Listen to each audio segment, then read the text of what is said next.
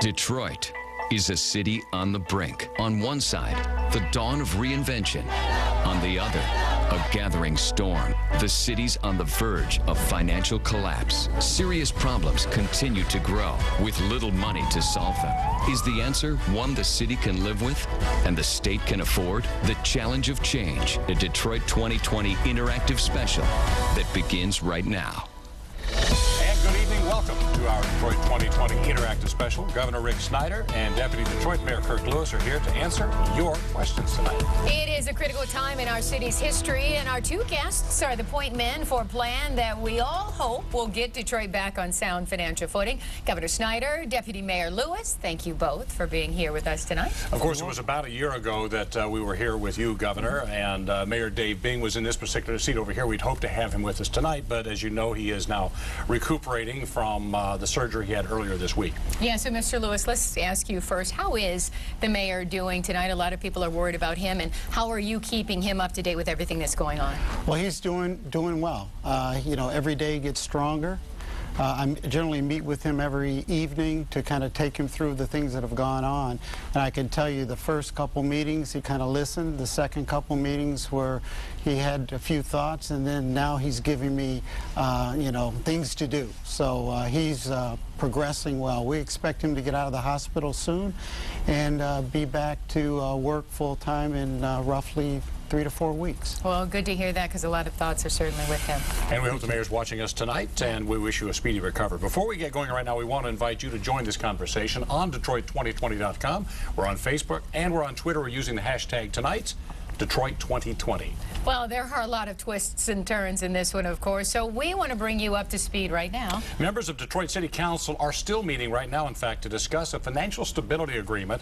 They're at the table as we speak. Members are poring over pages and pages of information as they try to strike a deal with the state that will allow the city to avoid a financial manager. Now, under the agreement, city leaders would stay in control of the city with support from the state. Now, the deal would create a 9-member financial advisory board to work with the mayor and requires the city to adopt a 3-year budget. The proposal also calls for the city to reopen union contracts to negotiate tougher work rules. And finally, the state would also help the city improve services like public lighting, the transportation department, and income tax collection. That brings us to our first question tonight. Deputy Mayor, even sitting at the table, we were watching you, and you said you really weren't 100% happy with this agreement. So give us your thoughts on what went on today. Well, we're working diligently to get an agreement between the mayor's office and city council. We've been working over the past 2 weeks, negotiating with Treasurer Dillon, with 3 city council members. Now, the challenge now is to get the document on the table, have some open dialogue with the body as a whole.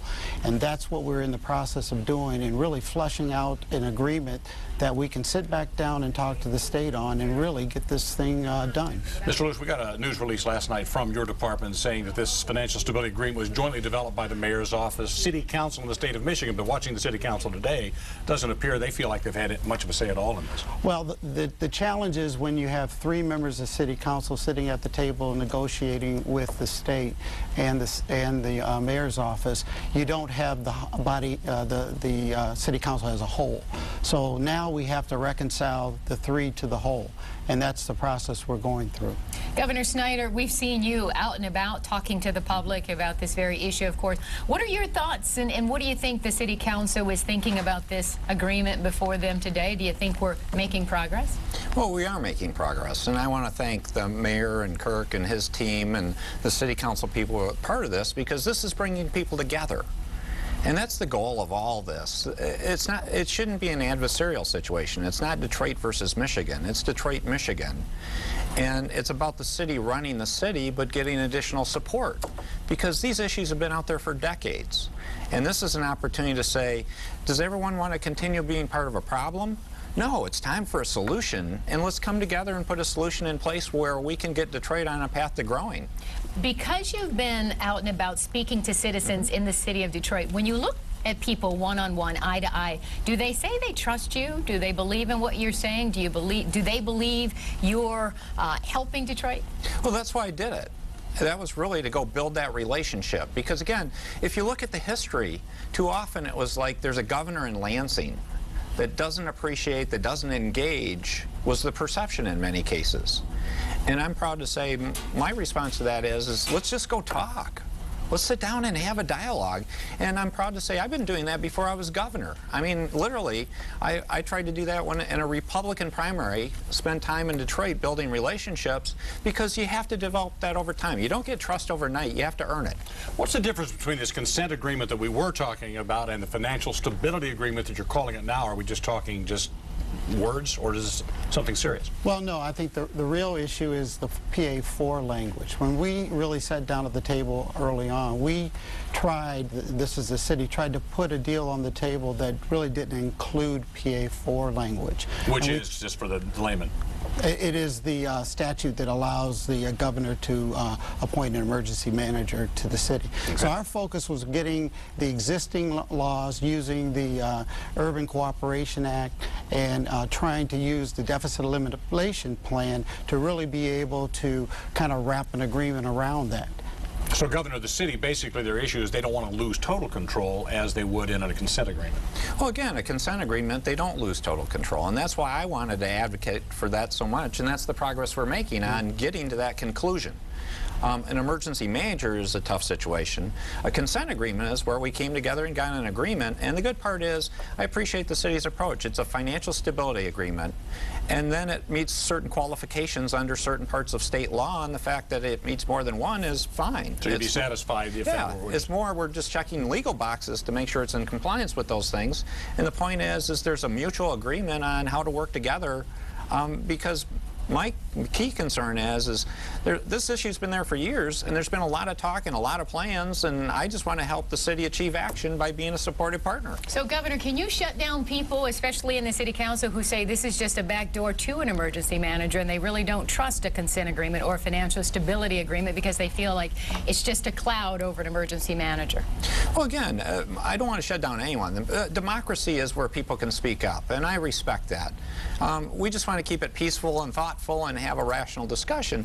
But if you look at it, again, think about the very concept of an agreement. An agreement is where you have two parties coming together to say they agree. And the other part of this is, one of the concerns I have is so much time spent on the negatives of an agreement like this, when the point is we should all be focusing on the positive, about how we're a team together. And the goal here is financial stability for the city, better services for citizens that need them, and growing the city long term. And I don't know of any Detroiter or any Michigander that wouldn't like to see those three things happen. Well, let's see what they're thinking right now. We're going to turn it over to Dave Llewellyn. He's monitoring Facebook, Twitter, and Detroit2020.com. Dave, what are people talking about right now on social media? Carolyn, Stephen, this, of course, this subject has been much discussed for weeks, months even, and that is continuing tonight on Facebook, on Detroit2020.com, on Twitter as well.